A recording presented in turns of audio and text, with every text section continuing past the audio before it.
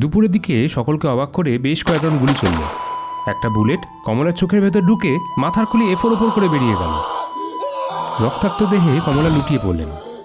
বাতাসে তখনও স্লোগানের প্রতিধ্বনি।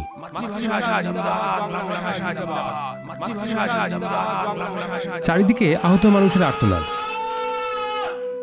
বাংলা ভাষাকে রক্ষার অঙ্গীকারে শহীদ হলেন সাহসী কিশোরী কন্যা কমলা ভট্টাচার্য, বিশ্বের প্রথম মহিলা ভাষা শহীদ। আগে হ্যাঁ, আজ ঐতিহাসিক 21শে ফেব্রুয়ারি, সারা বিশ্বে আন্তর্জাতিক মাতৃভাষা দিবস পালনের দিন। মাতৃভাষার জন্য লড়াই আজ বিশ্বে সমাদৃত। ভাষার জন্য এমন লড়াইকে কুর্নিশ জানায় গোটা বিশ্ব।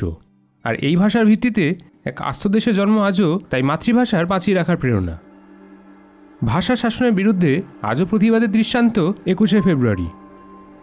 সেই 21শে ফেব্রুয়ারির ভিড়ে বিশ্বের প্রথম মহিলা ভাষা শহীদ কমলা ভট্টাচার্যকে কি আমাদের মনে আছে?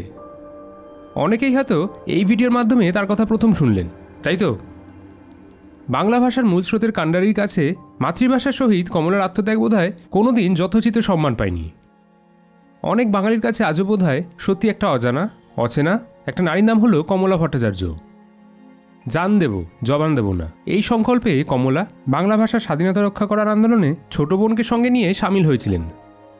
আরও 10 জন দাদা ও ভাইয়ের সঙ্গে 19শে মে 1961 সালে মাতৃভাষা বাংলার জন্য নিজের জীবন উৎসর্গ করেছেন। পশ্চিমবাংলার প্রতিবেশী রাজ্য আসামের রাজ্য সরকার বরাক উপত্যকার কাছাড় জেলার বাঙালি অধ্যুষিত শিলচর, করিমগঞ্জ ও হাইলাকান্দির বাংলা ভাষাভাষীদের প্রাণের ভাষা বাংলাকে বাদ দিয়ে শুধু অসমীয়া ভাষাকে রাজ্যের একমাত্র সরকারি ভাষা ঘোষণা করলেন। আর তারই প্রতিবাদে বিক্ষোভে ফেটে পড়েছিলেন বাংলায় কথা বলা মানুষেরা। ধীরে ধীরে সেই বিক্ষোভ সংগঠিত আন্দোলনের রূপ ধারণ করে।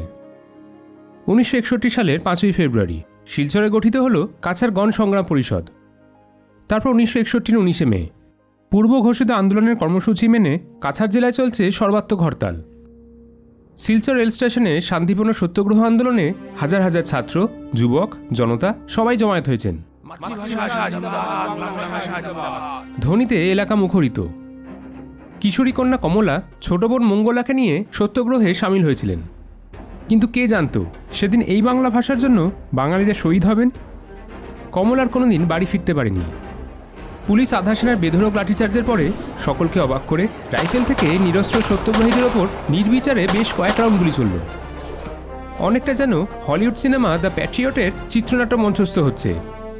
সত্যি সেদিন তেমন হলে কি না ভালো হতো, তাই না? কিন্তু না, একটি বুলেট কমলার চোখের ভেতর ঢুকে মাথার খুলি এফোর ওপর করে বেরিয়ে গেল। রক্তাক্ত দেহে কমলা লুটিয়ে পড়লেন ছোট বোনের পাশে। শহীদ হলেন আরও 10 জন। মৃত্যুঞ্জয়ী হলেন কমলা ভট্টাচার্য, এক বাঙালি, বিশ্বের প্রথম মহিলা ভাষা শহীদ। আর আজ 21শে ফেব্রুয়ারির ভিড়ে তাকে কি আমরা মনে রেখেছি? প্রশ্নটা আপনাদের জন্যই রইল। নানা বিষয়ের ওপর ভিডিও দেখতে হলে এই পেজটি ফলো করুন।